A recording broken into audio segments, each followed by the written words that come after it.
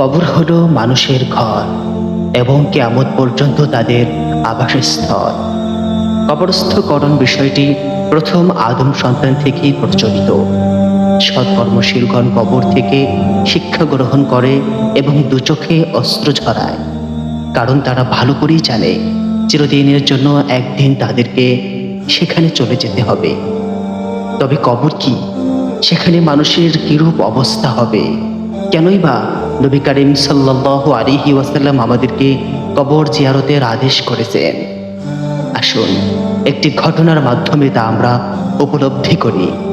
একদা ওমর ইবনে আব্দুল আজিজ রহমাতুল্লাহি আলাইহি তার পরিবারস্থ একজনের দাফন শেষে উপস্থিত লোকদের দিকে তাকিয়ে বলতে লাগলেন, হে লোক সকল, কবর আমাকে ডেকে বলছে, হে ওমর বিন আব্দুল আজিজ, জিজ্ঞেস করো না তোমার বন্ধুদের সাথে আমি কিরূপ আচরণ করেছি। তিনি বললেন, আমি বললাম, কি আচরণ করেছো?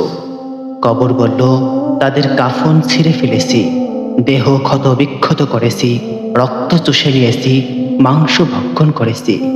কবর পুনরায় আমাকে বলল, জিজ্ঞেস করছো না তোমার এই আত্মীয়ের সাথে আমি কিরূপ আচরণ করেছি? আমি বললাম, কিরূপ?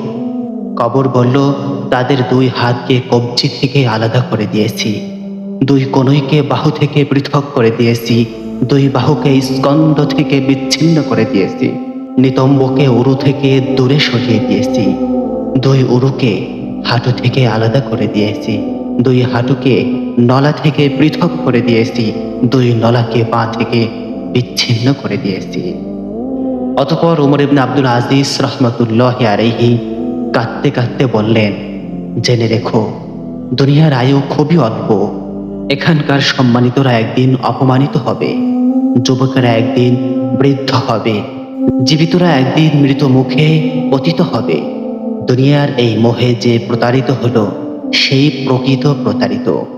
আধুনিক শহর বন্দরের রূপকারগণ আজ কোথায়? মাটি তাদের সঙ্গে কি আচরণ করেছে? কীট পতঙ্গ তাদের হাড়গুলো কি বানিয়েছে? দুনিয়াতে তারা কমল বিছানায় আরাম করত, দামি গালিচার উপর হাঁটত, শত শত সেবক সেবিকা রাত দিন ব্যস্ত থাকত তাদের বিনোদন দিতে, তাদের জন্য পানীয় সরবরাহ করত। তাদের কবরের দিকে আজ তাকিয়ে দেখো, ধনীদের জিজ্ঞেস করো, কোনো সম্পদ কি তারা সেখানে নিয়ে যেতে পেরেছে? দরিদ্রদের জিজ্ঞেস করো, তাদের দরিদ্রতা কি সেখানে অবশিষ্ট আছে?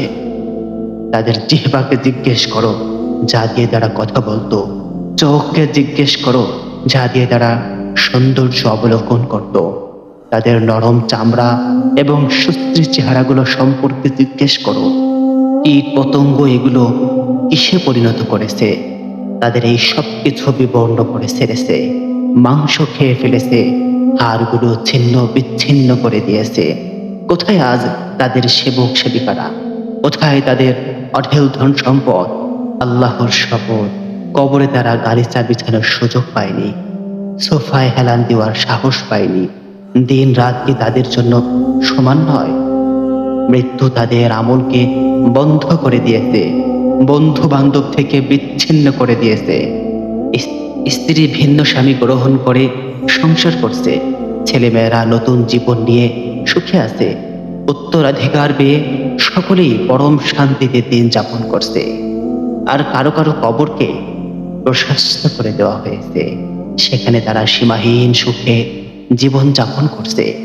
অতঃপর ওমর ইবনে আব্দুল আজিজ রহমাতুল্লাহি আলাইহি আবারও কাঁদতে কাঁদতে বলতে লাগলেন, হে আগামীর কবরবাসী, কিসে তোমাদের প্রতারিত করে রেখেছে? আজকের সজ্জা সুগন্ধি এবং সৌন্দর্য কি সেদিন তোমার সঙ্গে থাকবে? মনে রেখো, কবরই তোমার প্রকৃত ঘর। একে সুসজ্জিত করো অথবা অবহেলায় নষ্ট করো।